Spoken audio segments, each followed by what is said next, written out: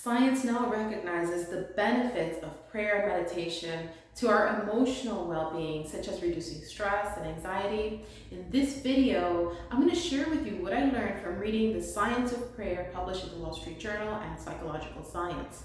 You're going to learn how you can reduce stress and anxiety by introducing this new habit. Hi, my name is Yvonne and welcome to my channel.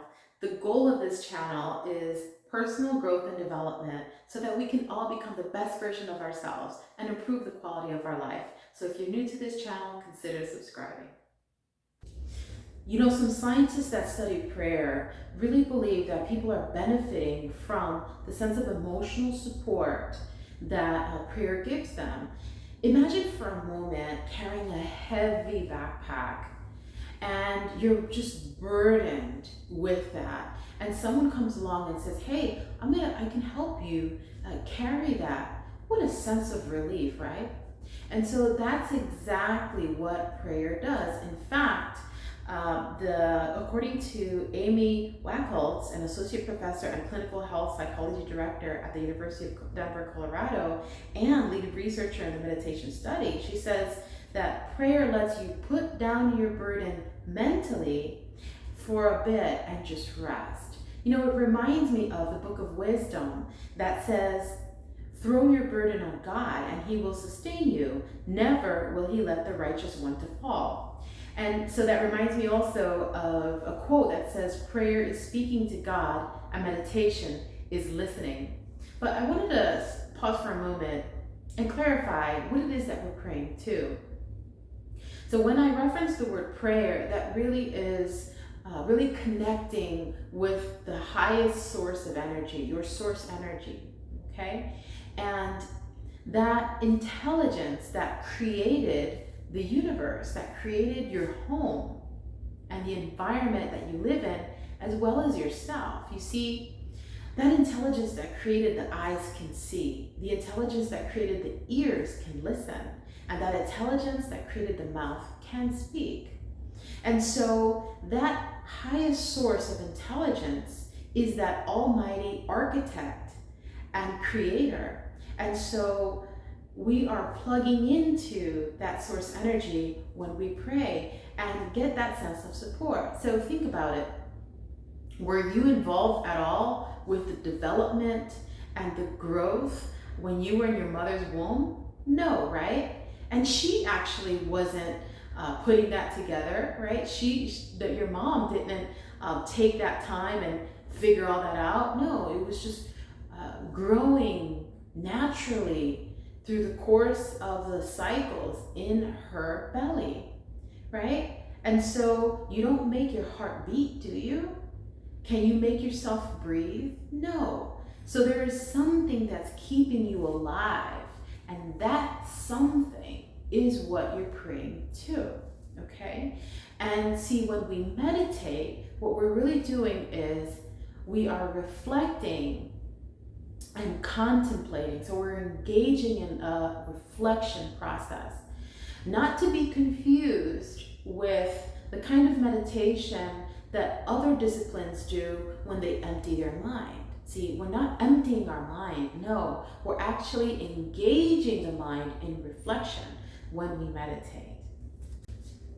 Now that leads me to the different forms of meditation. You see, there's spiritual and then there's secular forms of meditation. So there was actually a 2005 study done by the Journal of Behavioral Medicine to see which ones were actually more effective. Participants were split into two groups, and they were told to meditate for 20 minutes a day for 4 weeks. And see, the people that were guided through a secular form of meditation, and those meditations, I would say, are the types of meditations where you focus on your breath, for instance, or the types of meditations that you kind of see in the different apps that are out there that just kind of talk through some soothing words to help you calm down. Like, for instance, I've used them before, right? Like the Calm app, very effective, but it is considered a secular meditation. Well, something like that, right? And then they compared it to spiritual meditation. And spiritual meditation is different because you're actually, again, connecting to the source energy, and you're acknowledging the sense of support to the highest intelligence. So for instance, you would meditate on the words such as God is love, those types of things. So the two groups were split and the study was done. Well, guess what? Scientists realized that the people that were engaged in spiritual meditation actually received a greater sense of reduction in stress and anxiety, as well as an increased positive mood.